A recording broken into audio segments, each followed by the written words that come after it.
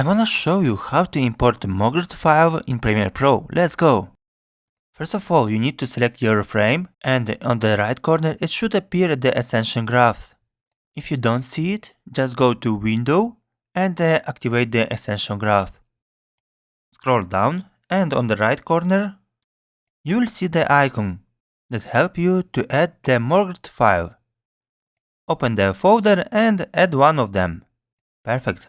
Drag the effect above the video, and following the option of edit will appear. For example, here you can modify some color of the text or of our corners. Then, if you wanna add the bulk of the MOGRT files, just select all of them and drag to the Premiere Pro.